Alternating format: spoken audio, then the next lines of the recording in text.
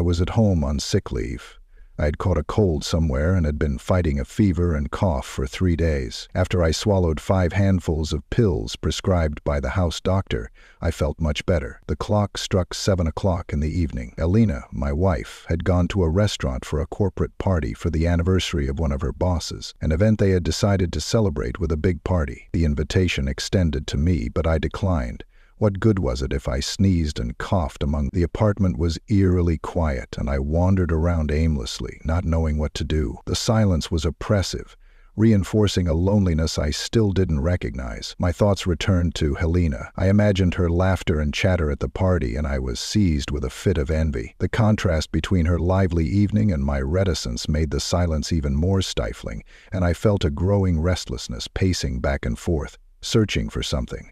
Anything to distract me. Moving from the couch to the kitchen and back again was becoming increasingly tedious. As I stood in the kitchen waiting for the kettle to boil, I was startled by the sudden ringing of the doorbell. Consumed with curiosity, I went to answer it. To my amazement, there stood my mother-in-law, Miriam. She had always been graceful and confident, but now she looked completely different. Her usual poise was gone. Miriam, who was in her early 40s but looked much younger, owed her youthful appearance to her dedication to self-care. Miniature and always impeccably dressed, she was now disheveled.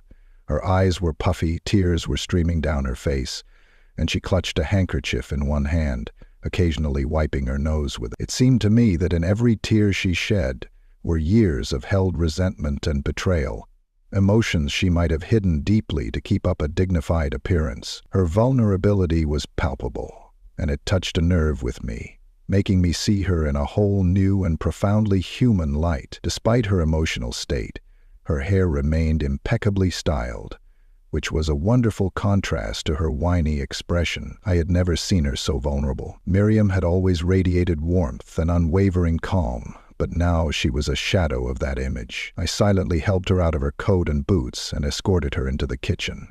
I poured her a glass of water and put it in her trembling hands.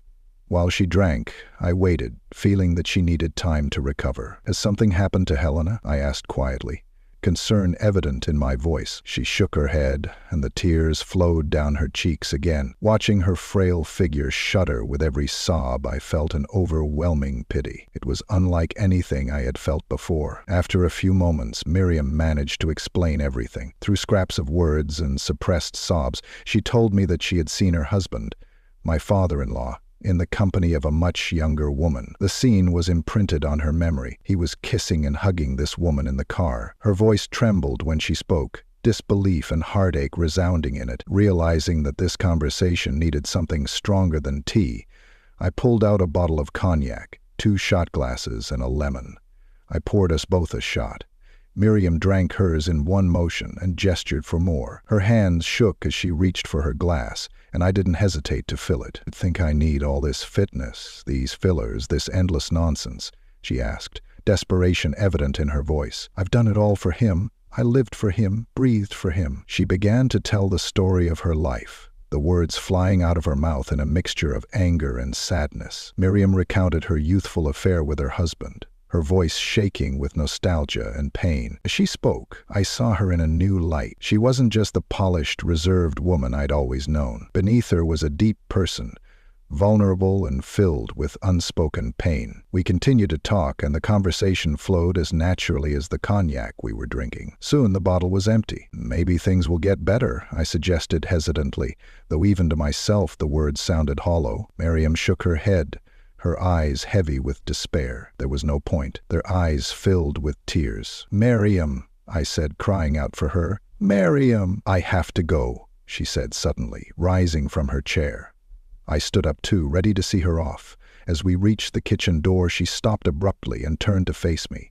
I stumbled slightly out of surprise and instinctively put my hands on her shoulders for support. "Are you sure you're okay?" I asked in a barely audible whisper. Miriam's gaze met mine, her eyes searching. Then, without warning, she lifted her hand and gently ran it over my cheek. "Help me feel needed again, Caleb," she murmured, her voice trembling. I froze, not knowing what to say in response, but instead of words, I leaned in and did what you would think. She immediately responded, her hands moving to my face and pulling me closer. This game got even deeper, And before I knew it, we were already lost in the moment, unable to stop. Don't ask me what made me act. Even now, I can't explain it. All I know is that at that moment, nothing else mattered.